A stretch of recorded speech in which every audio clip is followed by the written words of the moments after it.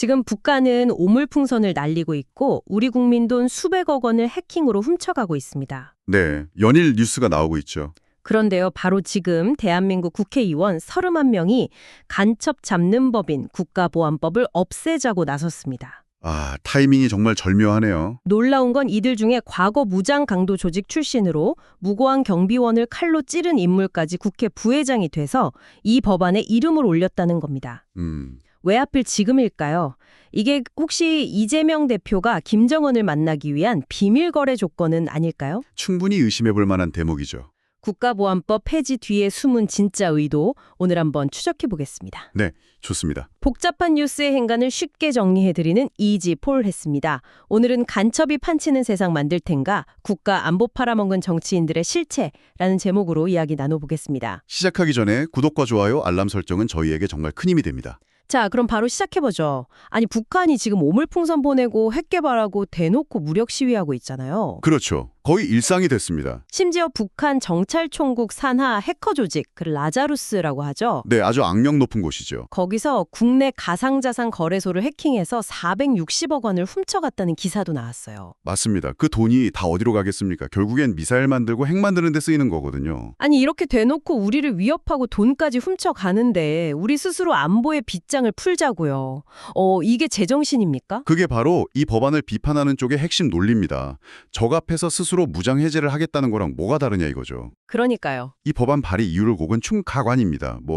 권력 유지 수단으로 악용되었다 이런 얘기를 하는데요. 아, 그 단골 레포터리요? 네, 물론 과거에 그런 사례가 일부 있었던 건 사실이죠. 하지만 그건 법을 운용하는 사람의 문제였던 거고 그렇죠. 오히려 이 법이 있었기 때문에 대한민국의 안보가 지켜진 측면이 훨씬 크다는 걸 일부러 외면하는 겁니다. 이 법이 진짜 없어지면 어떤 세상이 올까요? 상상만 해도 끔찍한데요? 지금보다 더한 혼란과 위협이 닥칠 건 불보듯 떠난 일 아니겠습니까? 자, 그럼 그 법안을 발의한 사람들의 정체, 이게 또 아주 흥미롭습니다. 네, 그 면면을 좀 들여다볼 필요가 있죠. 특히 이번에 국회부의장이 된 이혜경 의원, 이 사람의 과거가 정말 충격적입니다. 아, 남조선 민족해방전선. 이른바 난민전 사건의 핵심 인물이죠. 맞습니다. 이게 그냥 학생운동하다가 감옥 갔다 이런 수준이 아니에요. 그렇죠. 무장 조직이었으니까요. 혁명 자금을 마련하겠다면서 민가를 털다가 이걸 제지하던 경비원을 동료랑 같이 칼로 찔러서 중상을 입혔습니다. 팩트는 강도상해죄입니다. 명백한 강력범죄죠. 사람을 칼로 찌른 강도가 어떻게 민주당의 공천을 받아서 국회의원이 되고 국회 부의장까지 됐을까요? 글쎄요. 저도 그게 참 미스테리입니다. 그런 사람이 국가 안보의 근간을 흔드는 법안에 앞장서고 있는 겁니다. 여러분, 이게 정상적인 나라입니까? 근데 이게 단순히 한 명의 문제로 볼 수가 없는 게 더 큰 문제가 있습니다. 어떤 거죠? 지금 현직 국회의원 중에 23명이 국가보안법 위반 전과자라는 사실입니다. 23명이요? 네. 이 법을 어겨서 처벌받았던 사람들이 이제는 입법기관에 들어가서 그 법을 스스로 없애려고 하는 거죠. 와, 이건 정말... 최근에 민노총 간부 간첩단 사건 기억하시죠? 네, 북한 지령 맞고 시위 벌였다는 그 사건 말씀이시죠? 맞습니다. 북한의 지령을 수백 번 받고 그대로 반미 시위, 반정부 시위를 벌이다가 구속됐잖아요. 국가보안법이 없었으면 그런 간첩들을 어떻게 잡습니까? 잡을 방법이 없겠네요, 사실상. 이건 개인의 일탈이 아닙니다. 국가보안법을 위반했던 사람들이 아주 조직적으로 이 법을 폐지하려는 움직임으로 봐야 합니다. 결국 그들의 속내가 뭔지 인권이라는 그럴듯한 포장지 뒤에 숨은 진짜 목적을 좀 봐야 할 것 같아요. 네, 항상 그들이 내세우는 명분이 양심의 자유, 치매 같은 것들이죠. 양심의 자유요? 아니, 한국 드라마 봤다고 중학생을 경기장에서 공개 총살하는 나라가 바로 북한입니다. 그렇죠.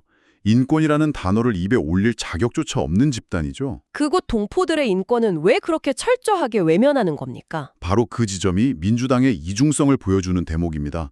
북한인권재단, 그거 법안 통과된 지가 언젠데 아직도 출범을 못 시키고 있잖아요. 몇 년째 지금 발목 잡고 있는 거죠. 네, 그러면서 국가보안법 폐지는 인권을 위해서라고 말합니다. 도대체 누구를 위한 인권입니까? 북한 주민입니까? 아니면 김정은 정권을 위한 인권입니까? 결국 정치적인 배후가 있다고 볼 수밖에 없는 거 아니겠어요? 그렇죠. 자연스럽게 이재명 대표 얘기로 넘어갈 수밖에 없습니다. 아, 과거 경기도지사 시절에 있었던 800만 불 대북 송금 사건? 네, 쌍방울 그룹을 통해서 북한에 거액을 보내려 했던 바로 그 사건이죠. 더 김정은까지 북한의 3대 독재자들이 수십 년간 노래처럼 부르던 게 있습니다. 뭔가요? 바로 국가보안법 폐지와 주한미군 철수. 이 두 가지입니다. 아, 그들의 수건 사업이군요. 그렇습니다. 그러면 이제 퍼즐이 맞춰지기 시작하죠. 혹시 북한과의 평화협상, 남북 정상회담, 이런 그럴듯한 명분을 내걸고 그 대가로 김정은의 가장 큰 수건인 국가보안법 폐지를 넘겨주려는 빅딜이 진행되고 있는 건 아닐까? 와, 정말 소름 돋는 가설인데요. 결국 개인의 정치적 야망, 대선 가도를 위해서 국가 안보라는 가장 중요한 가치를 흥정의 대상으로 삼으려는 시도라고 볼 수 있는 겁니다. 만약에 국가보안법이 정말로 폐지된다면 어떤 일이 벌어질지 상상하기도 싫은데요. 최근에 쿠팡 개인정보 3,300만 건 유출된 사건이 있었죠. 네, 있었죠. 최소한의 안전판이 사라졌을 때 어떤 혼란이 오는지 보여주는 예시입니다. 하물며 국가 안보의 안전판이 사라진다면요? 우리 사회 전체가 그냥 무방비 상태로 노출되는 거겠네요. 맞습니다. 간첩들이 대놓고 활동해도 막을 방법이 사라지는 겁니다. 아니, 그렇게 북한이 좋으면 그냥 북한 가서 살면 될 일 아닙니까? 왜 자유 대한민국을 북한처럼 위험한 곳으로 만들려고 하는지 정말 이해가 안 됩니다. 이 법안 폐지 움직임은요, 언제든 북한과의 뒷거래를 통해서 현실화될 수 있다는 걸 우리가 명심해야 합니다. 정신 바짝 차리고 지켜봐야겠네요. 자, 청취자 여러분께 마지막으로 질문을 던져보겠습니다. 이들의 주장이 정말 대한민국의 민주주의를 위한 외침일까요? 아니면 독재자와 손잡고 국가의 근간을 흔들려는 위험한 도박일까요? 이 법안을 막아낼 힘은 결국 이 방송을 보고 계신 여러분의 관심과 감시에 달려 있습니다. 네, 끊임없이 목소리를 내주셔야 합니다. 진실을 보는 눈이 세상을 바꿉니다. 저희는 더 다양한 주제를 가지고 다시 찾아뵙겠습니다. 감사합니다.